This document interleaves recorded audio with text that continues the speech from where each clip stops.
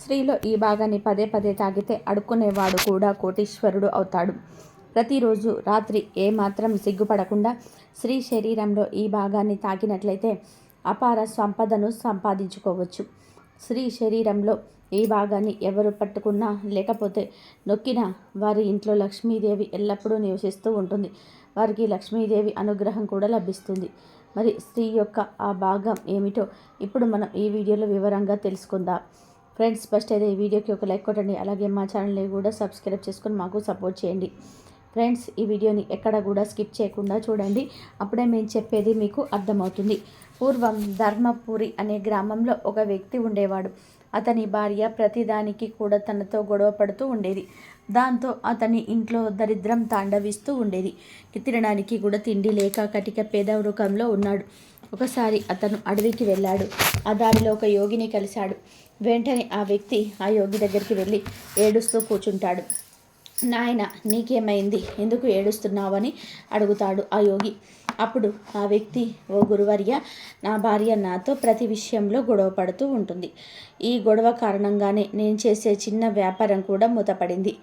ఆ వ్యాపారం మూతపడడం వల్ల నా దగ్గర ఏమాత్రం కూడా డబ్బు లేక పేదరికంతో ఇబ్బంది పడుతున్నాను. అందుకే నేను ఇల్లు వదిలి నీ శరణులోకి వచ్చానని చెప్తాడు. అప్పుడు ఆ యోగి, నాయన, నువ్వు ఏడవకు. ఇప్పుడు నేను నీకు ఒక పని చెప్తాను. అది నీ అదృష్టాన్ని మార్చివేస్తుంది. నువ్వు చేయాల్సింది కేవలం సిగ్గుపడకుండా నీ భార్య యొక్క ఈ భాగాన్ని నొక్కడం మాత్రమే.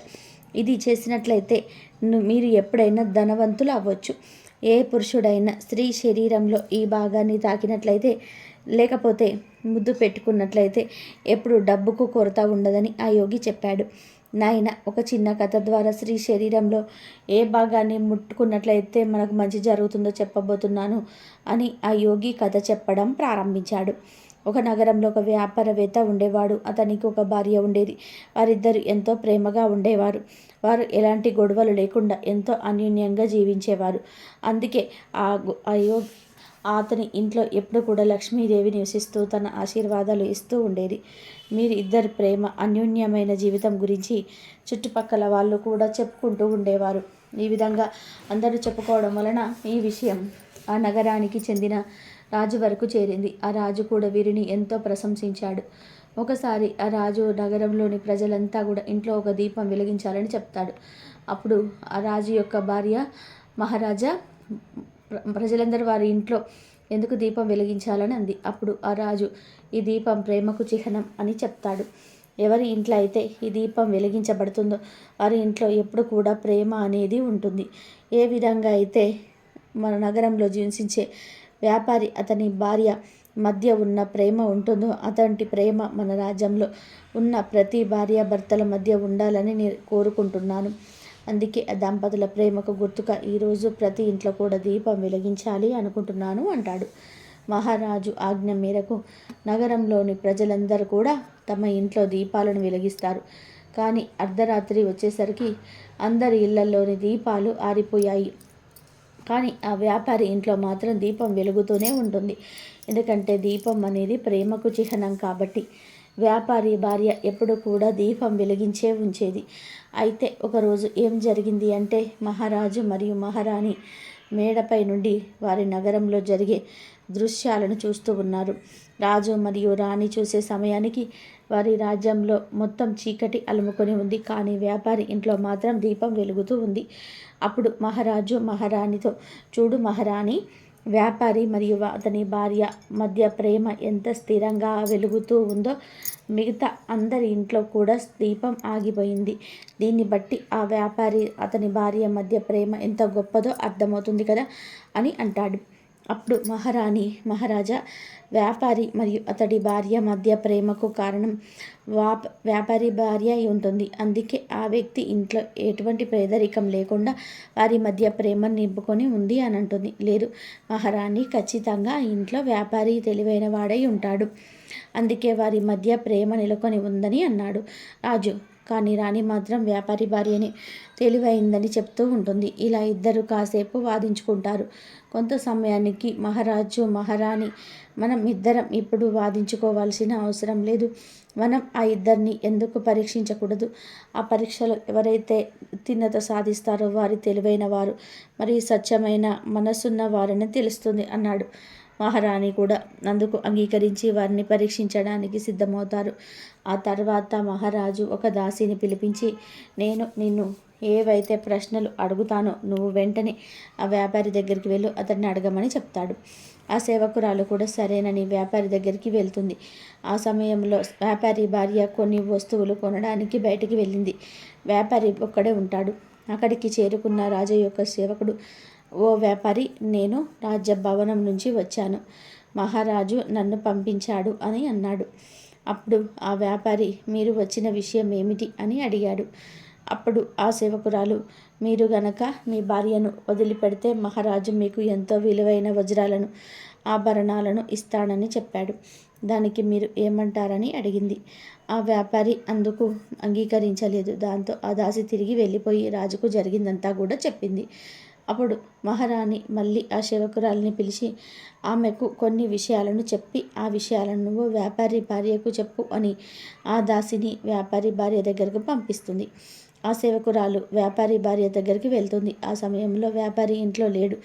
ఆ సేవకురాలు వ్యాపారి భార్యతో ఇలా అంటుంది, అమ్మ, మీరు గనక నీ భర్తను చంపితే మహారాణి ఆమె రాజ్యంలోని సగభాగం నీకు ఇస్తారని చెప్పమని చెప్పింది అంది.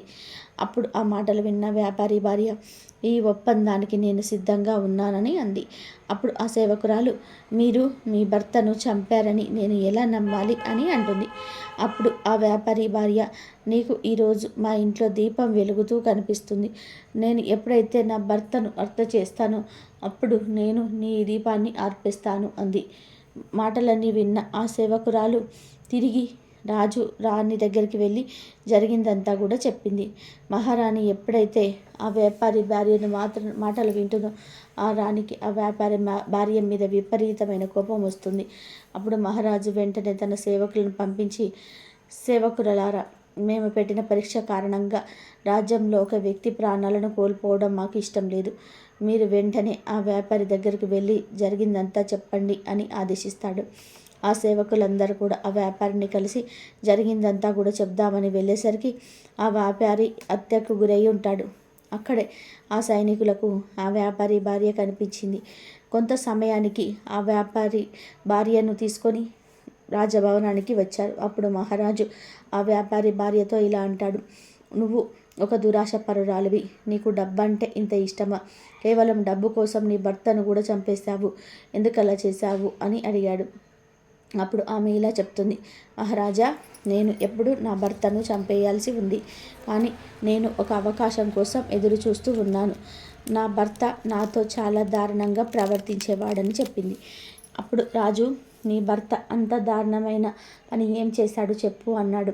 ఆ వ్యాపారి భార్య, నా భర్త ఎప్పుడు కూడా నా ముక్కుపై తన వేలితో గట్టిగా నొక్కివాడు.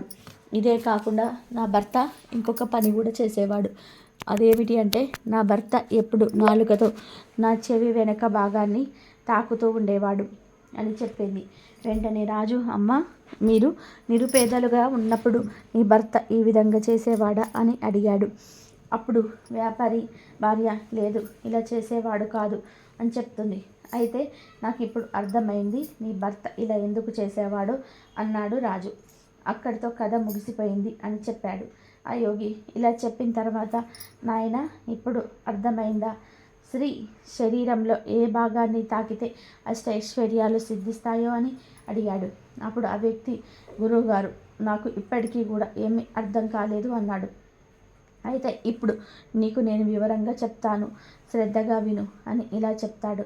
మొదటిగా ఆ వ్యాపారి అతని భార్యతో చేసింది ఏమిటి అంటే, తన వేళ్లతో తన భార్య యొక్క ముక్కు నొక్కటం. ఎవరి ఇంట్లో అయితే పేదరికంతో బాధపడుతూ ఉన్నారో వాళ్ళు తమ వేళ్లతోటి వాళ్ళ భార్య ముక్కును నొక్కాలి.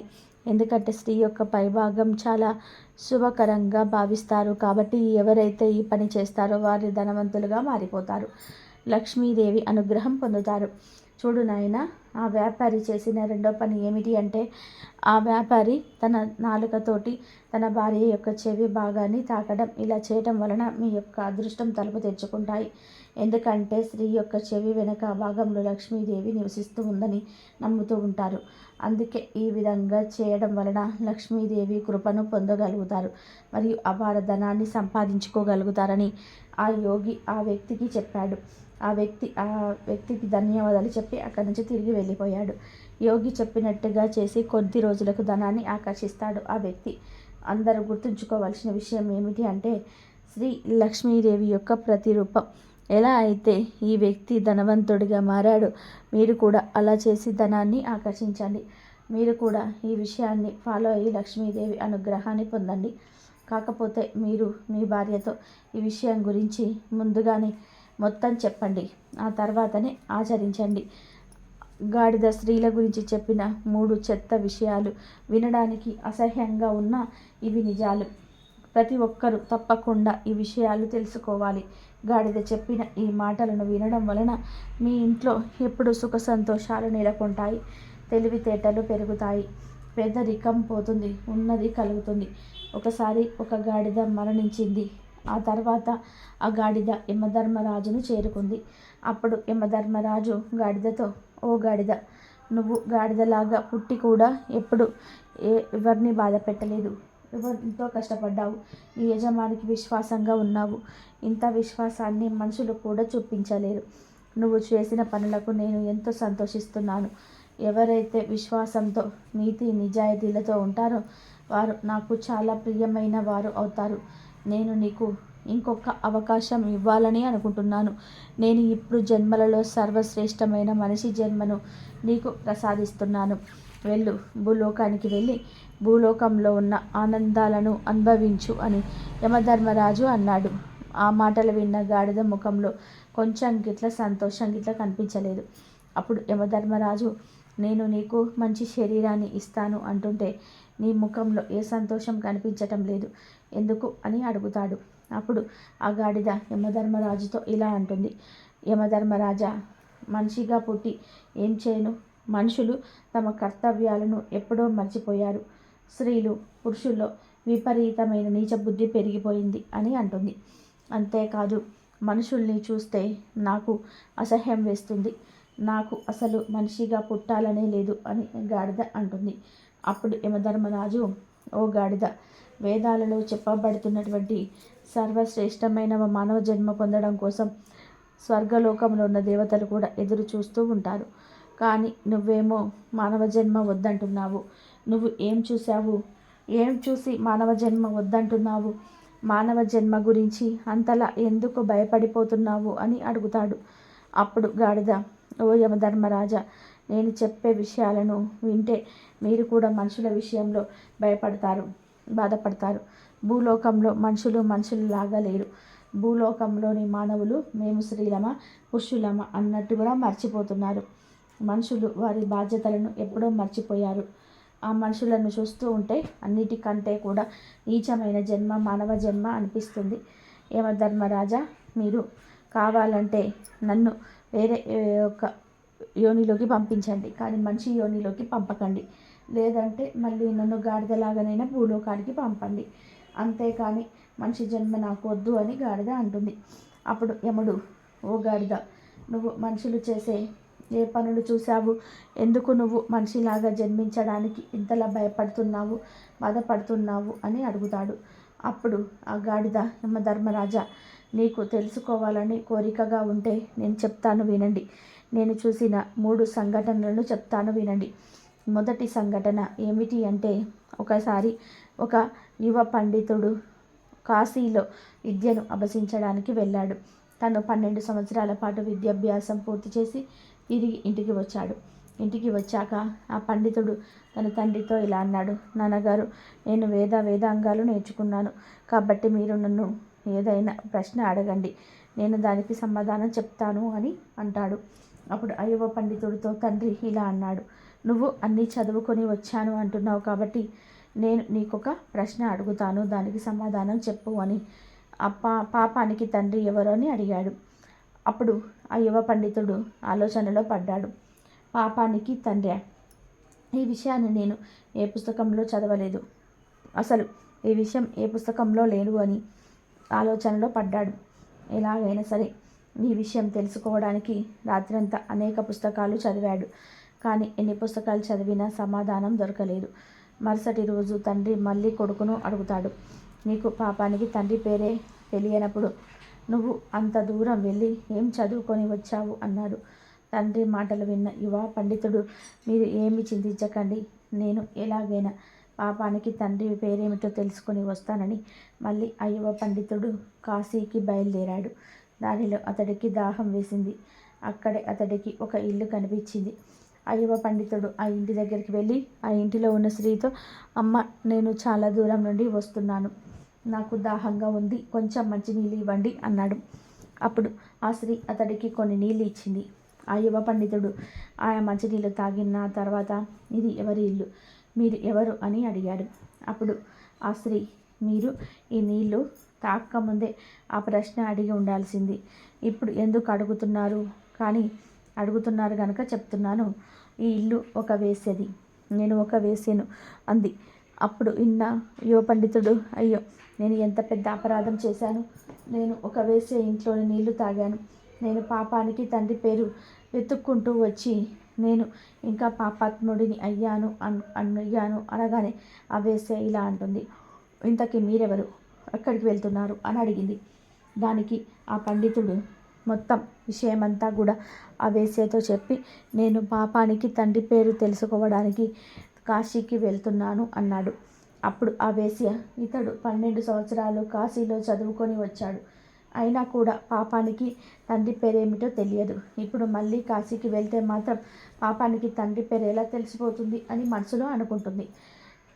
ఈ పండితుడు ఎలాగో నా దగ్గరికి వచ్చాడు కాబట్టి ఆ సమాధానం ఏమిటో నేను ఇతడికి చెప్తే సరిపోతుంది కదా అని ఆలోచించి ఆ వేశ్య ఆ పండితుడితో, మహాత్మా, నీకు పాపానికి తండ్రి పేరు తెలుసుకోవాలని ఉన్నట్లయితే మీరు కాశీకి వెళ్ళాల్సిన అవసరం లేదు, పాపానికి తండ్రి పేరు నేనే నీకు చెప్తాను అంది.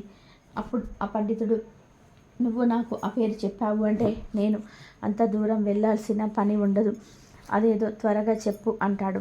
అప్పుడు ఆ వేశ్య, ఓ మహాత్మా, నేను మీకు ఆ పేరు చెప్తానులే కానీ మీరు చాలా నీరసంగా ఉన్నారు, మీరు చాలా దూరం నుండి నడిచి వచ్చారు, అందువలన మీరు కాసేపు ఇక్కడ విశ్రాంతి తీసుకోండి, ఆలోగా నీకు మేము భోజనం సిద్ధం చేస్తాను, మీ భోజనం సిద్ధం చేసిన తర్వాత మీకు ఆ సమాధానం చెప్తాను అంది. అప్పుడు ఆ పండితుడు, నేను మీ ఇంట్లో ఎలా భోజనం చేస్తాను, నువ్వు ఒక వేసేవి, నేను ఇక్కడ భోజనం చేయలేను, అసలు ఇక్కడ మంచినీళ్ళు తాగినందుకే నేను ప్రాయశ్చిత్తాన్ని చేసుకోవాలి అన్నాడు. ఆ మాటలు విన్న శ్రీ, నేను మీకు బియ్యం, పప్పు, నెయ్యి, కూరగాయలు అన్నీ ఇస్తాను, మీరు స్వయంగా భోజనాన్ని తయారు చేసుకొని తినండి అని చెప్పింది. అప్పుడు ఆ పండితుడు, నువ్వొక వేసవి, నేను మీ ఇంటి నుండి ఒక బియ్యం గింజ తీసుకోవడానికి కూడా సిద్ధంగా లేను అన్నాడు. అప్పుడు ఆ వేశ్య, ఓ మహాత్మా, నువ్వు ఇవి నా చేతిలో నుండి తీసుకున్నావు అంటే నేను మీకు 5 బంగారు నాణ్యాలు ఇస్తాను అంది.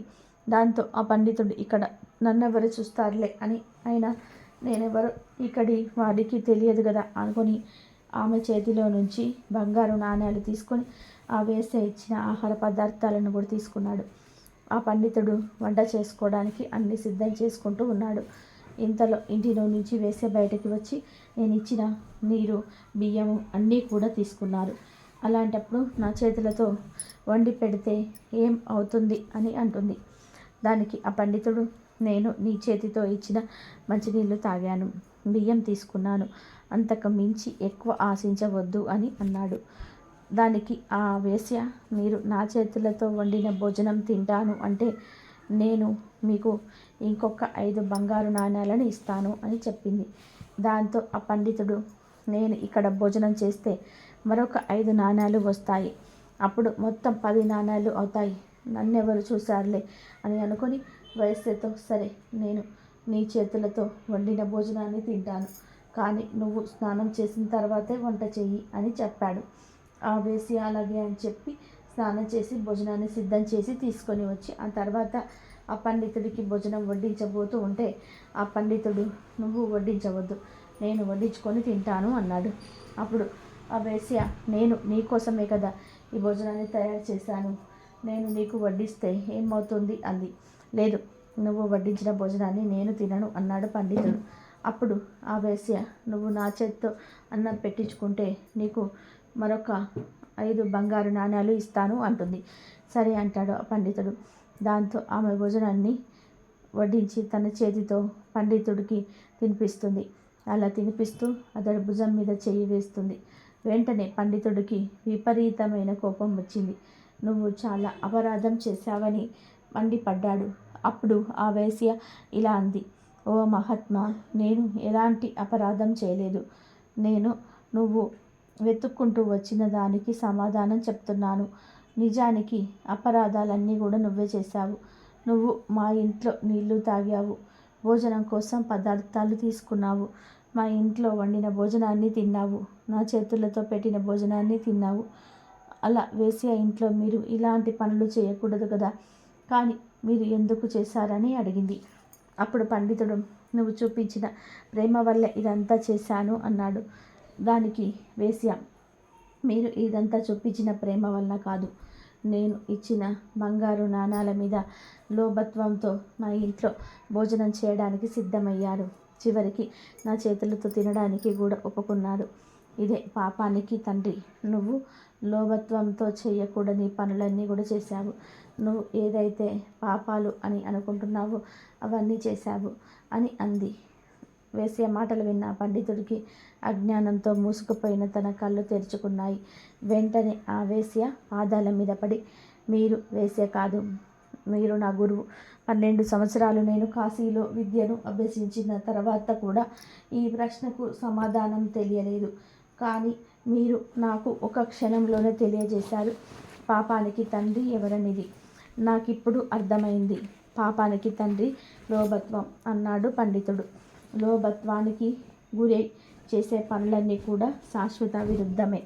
అందువల్లే ఇవన్నీ పాపాల కింద పరిగణించబడుతున్నాయి అని ఆ వేశ్య పండితుడికి జ్ఞానోదయం కలిగించిందని గాడిద యమధర్మరాజుతో చెప్తుంది. అందువలనే ప్రభు, నాకు మానవజాతి అంటే నచ్చదు. స్త్రీ అయినా పురుషుడైన లోభత్వానికి గురైతే ఎంత నీచమైన పని చేయడానికైనా సరే వెనకాడరు. వారి స్వార్థం కోసం తన వారిని చంపడానికి కూడా సిద్ధపడుతూ ఉంటారు అని అంది. అంతేకాదు యమధర్మరాజా, నేను ఇప్పుడు 2వ సంఘటన గురించి కూడా చెప్తాను అని ఇలా చెప్పడం ప్రారంభించింది. మనుషులు తమ నీతి నియమాలను వెంటనే మర్చిపోతారు. వారి ధర్మం పైన వారు ఎప్పుడు కూడా స్థిరంగా నిలబడరు. ఎప్పుడైనా వారికి ఏదైనా మంచి వస్తువులు కనిపించినా, అందమైన స్త్రీలు కనిపించినా, ధనం కనిపించినా వెంటనే వారు నీతి నియమాలను మర్చిపోతారు. ఒక వ్యాపారికి ఒక అందమైన కూతురుండేది. ఆ వ్యాపారి తన కూతురికి వివాహం చేయాలనుకుంటాడు.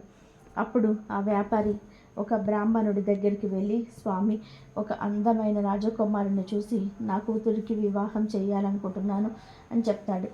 మీరు నా కూతురి యొక్క జాతకం చూసి చెప్పండి అని అన్నాడు. అప్పుడు ఆ బ్రాహ్మణుడు, నేను నీ కూతురి యొక్క భాగ్యాన్ని చూసి మాత్రమే చెప్పగలను. మీ అమ్మాయిని ఇక్కడికి తీసుకురండి, లేదా నేనే మీ ఇంటికి వస్తాను అని అన్నాడు. అప్పుడు ఆ వ్యాపారి, స్వామి, మీరు మా ఇంటికి వచ్చి మా ఇంట్లో మీ పాదాన్ని పెట్టినట్లయితే మా ఇల్లు పవిత్రమవుతుంది. కాబట్టి మీరే మా ఇంటికి రండి అన్నాడు. మరుసటి రోజు ఉదయాన్నే ఆ బ్రాహ్మణుడు ఆ వ్యాపారి ఇంటికి వెళ్ళాడు. బ్రాహ్మణుడు ఇంటికి రాగానే ఆ వ్యాపారి అతడికి సకల మర్యాదలు చేశాడు. ఆయనకు ఒక ఆసనాన్ని వేసి కూర్చోబెట్టి తన కూతుర్ని రమ్మని పిలిచాడు. ఆమెను చూడగానే ఆ బ్రాహ్మణుడు ఆమెకు ఆకర్షితుడయ్యాడు. దాంతో ఆయన మనసులో, ఇటువంటి అందమైన అమ్మాయి నాకు లభిస్తే నాకంతా మేలు జరుగుతుంది, కాబట్టి నేనేం చేస్తే ఈ అమ్మాయి నాకు దక్కుతుంది అని ఆలోచించి వెంటనే ఏడవడం ప్రారంభించాడు. ఆ ఏడుపు చూసిన వ్యాపారి, స్వామి, మీరెందుకు ఏడుస్తున్నారు అని అడిగాడు. అప్పుడు ఆ బ్రాహ్మణుడు వ్యాపారిని పక్కకు తీసుకొని వెళ్ళి, నీకు కూతురి జాతకం చూసి నేను ఏడుస్తున్నాను. ఈ రేఖలు ఎలా ఉన్నాయి అంటే, ఈ కన్య మీ వంశాన్ని నాశనం చేస్తుంది. ఈమె ఏ ఇంట్లో అడుగు పెడుతుందో ఆ ఇల్లు సర్వనాశనం అవుతుంది అని అన్నాడు. ఆ మాటలు విన్న వ్యాపారి చాలా కంగారు పడ్డాడు. స్వామి, దానికి ఎటువంటి పరిహారం లేదా? నా వంశం నాశనం అవ్వకుండా ఉండడానికి నేనేం చేయాలి అని అడిగాడు. దానికి ఆ బ్రాహ్మణుడు, నువ్వు నీ కూతుర్ని ఒక పెట్టెలో పెట్టి సాయంత్రం నదిలో వదిలివేయి. అలాగే ఆ పెట్టె పైన ఒక దీపం వెలిగించు. దానిపైన నీకు కులం రక్షించబడుతుందని చెప్పి ఆ బ్రాహ్మణుడు అక్కడి నుంచి వెళ్ళిపోయాడు. ఆ బ్రాహ్మణుడు ఎందుకు అలా చెప్పాడు అంటే, ఖచ్చితంగా వ్యాపారి తన కూతుర్ని నదిలో వదిలేస్తాడు. అప్పుడు ఆ పెట్టెను తాను తెచ్చుకొని అందులోని ఆ అందమైన అమ్మాయిని విడిపించానంటే ఆ కన్య నా సొంతం అవుతుంది అని అనుకున్నాడు. ఇక వెంటనే ఆ బ్రాహ్మణుడు నగరానికి దగ్గరలో ఉన్న నది ఒడ్డుకు ముందుగానే వెళ్ళి కూర్చున్నాడు. మరోపక్క ఆ వ్యాపారి చాలా బాధపడుతూ తన కూతుర్ని బ్రాహ్మణుడు చెప్పిన విధానంగా ఒక పెట్టెలో పెట్టి దానిపైన ఒక దీపం ఉంచి నదిలో వదిలేశాడు. ఆ పెట్టె ఆ నీళ్ళల్లో తేలుతూ వెళ్తుంది. ఆ బ్రాహ్మణుడు తన 4 శిష్యులను తీసుకొని వెళ్ళి ఆ నదిలో ఒక పెట్టె వస్తుంది, ఆ పెట్టెను తనకు తెచ్చి ఇవ్వమన్నాడు. ఆ వ్యాపారి తన కూతురికి నీటిలో వదిలి వెళ్ళిపోయాడు. కానీ అక్కడ ఏం జరిగింది అంటే, ఒక రాజకుమారుడు గుర్రం పైన ఆ నది ఒడ్డుకు వేటకు వచ్చాడు. రాజకుమారుడి గుర్రానికి చాలా దాహం వేయడంతో రాజకుమారుడు ఆ నది నీళ్ళ కోసం వెళ్ళాడు. అనుకోకుండా రాజకుమారుడి యొక్క దృష్టి ఆ పెట్టెపై పడింది. రాజకుమారుడు తన సైనికులతో ఆ పెట్టెను తీయించాడు. రాజకుమారుడు పెట్టె తలుపులు తీసి చూడగానే అందులో చాలా అందమైన అమ్మాయి ఉంది. రాజకుమారుడు ఆ అమ్మాయిని చూడగానే ఆ అమ్మాయి పట్ల ఆకర్షితుడయ్యాడు. రాజకుమారుడు వెంటనే ఆమెను భార్యగా చేసుకున్నాడు. ఆ తర్వాత రాజకుమారుడు అందులో ఒక అడవి పందిని పెట్టి మళ్ళీ దీపాన్ని అలాగే వెలిగించి ఆ పెట్టెను నదిలో వదిలివేశాడు. ఆ పెట్టె కొంచెం దూరం వెళ్ళగానే ఆ బ్రాహ్మణుడు తన శిష్యుల సహాయంతో ఆ పెట్టెను బయటకు తీయించాడు. ఆ పెట్టెను తీసుకొని తన కుటీరంలో పెట్టమని చెప్పాడు. ఆ పెట్టిన తర్వాత బయట ఒక మంచి గొల్లాలను పెట్టమని చెప్పాడు. తన ఎన్ని కేకలు వేసినా కూడా ఆ గొల్లాన్ని తీయకండి అని చెప్పాడు. నేను కానీ ఇంకెవరైనా మాటలు వినిపించినా కూడా మీరు ఎట్టి పరిస్థితుల్లో కూడా గొల్లాన్ని తీయకూడదు అని చెప్పి తను లోపలికి వెళ్ళి పెట్టెను తీశాడు. అంతే, అందులో నుంచి ఒక అడవి పంది బయటకు వచ్చింది. వెంటనే ఆ బ్రాహ్మణుడు బాగా అరవటం ప్రారంభించాడు. తలుపులు తీయమని శిష్యులను బ్రతిమిలాడాడు. కానీ ఎవరు తలుపు తీయలేదు. చివరికి అడవి పంది బ్రాహ్మణుడిని చంపివేసింది. కాసేపటికి ఎటువంటి శబ్దాలు వినకపోవడంతో బయట ఉన్న శిష్యులు తలుపు తీసి చూసేసరికి గురువు చనిపోయి ఉన్నాడు. ఆ పంది కూడా అక్కడి నుండి పారిపోయింది. వేదాంగాలు అభ్యసించిన ఆ బ్రాహ్మణుడు తన నీతి నియమాలను మర్చిపోయి కామానికి లోనై చెడు చేయడానికి ప్రయత్నించాడు. నమ్మి వచ్చిన వాడిని మోసం చేయాలని చూశాడు. చివరికి తన మరణానికి తానే కారణమయ్యాడు. అందుకే యమధర్మరాజా, ఇలాంటి నీచ మానవ శరీరాన్ని ధరించడానికి నాకు అస్సలు ఇష్టం లేదు అని గాడిద చెప్పింది. అప్పుడు యమధర్మరాజు, నువ్వు చెప్పిందంతా కూడా సత్యమే. మానవుడు ఎవరి మీద కూడా నమ్మకం ఉంచుకోలేకపోతున్నారు. ఎవరు ఏ విధంగా నీతిని మర్చిపోతున్నారో అర్థం కావటం లేదు. మనుషులు తప్ప మిగతా అన్ని జీవులు ప్రకృతి యొక్క నియమాలను పాటిస్తున్నాయి. కేవలం మనుషులు మాత్రమే నీతి నియమాలను మర్చిపోతున్నారు. ఎవరిపైన ఎవరు కూడా విశ్వాసాన్ని చూపించలేక ఉన్నారు అని అన్నాడు యమధర్మరాజు. ఆ తర్వాత గాడిద యమధర్మరాజుతో, మీకు నేను ఇప్పుడు 3వ కథ కూడా చెప్తాను, వినండి. ప్రపంచంలో మనుషులు ఎంత నీచంగా ఉన్నారు అంటే, ఒక రాజు వేట కోసం అడవికి వెళ్ళాడు. అప్పుడు అతడికి చాలా దాహం వేసింది. ఇటు అటు చూడగా ఒక పొలంలో పనిచేసుకుంటున్న రైతు కనిపించాడు. ఆ రైతు దగ్గరికి వెళ్ళి, నాకు చాలా దాహంగా ఉంది, కాస్త నీళ్ళు ఇవ్వండి అని అడిగాడు. కానీ ఆ రైతు దగ్గర కూడా మంచి నీళ్లు లేవు. కానీ ఆ రైతు తన పొలంలో పుచ్చకాయలను పండిస్తున్నాడు. వెంటనే ఒక పుచ్చకాయను కోసి ఆ రాజుకి ఇచ్చాడు. రాజు ఆ పుచ్చకాయలలోని రసాన్ని అంతా కూడా తాగి తన దాహాన్ని తీర్చుకున్నాడు. ఆ తర్వాత రైతు రాజుతో ఇలా అంటాడు, నువ్వు ఎంత పన్ను చెల్లిస్తున్నావు అని అడిగాడు. అప్పుడు ఆ రైతు, మహారాజా, నేను 1 రూపాయిని పన్నుగా చెల్లిస్తూ ఉన్నాను అని చెప్పాడు. అది విన్న రాజు వెంటనే, ఇంత పెద్ద పంట పండించి నువ్వు కేవలం 1 రూపాయి మాత్రమే పన్నుగా చెల్లిస్తున్నావా అన్నాడు. రాజు వెంటనే మంత్రిని పిలిపించి, ఈ రోజు నుండి రైతులకు పన్నులు పెంచండి అని చెప్తున్నాడు. ఒకరోజు మళ్ళీ ఆ రోజు వేటకు వెళ్ళాడు. మళ్ళీ ఆ రాజుకు దాహం వేసింది. మళ్ళీ రాజుగారు అదే రైతును తాగడానికి నీళ్లు అడిగాడు. ఆ రోజు కూడా రైతు ఒక పెద్ద పుచ్చకాయను కోసి ఆ రాజుకు ఇచ్చాడు.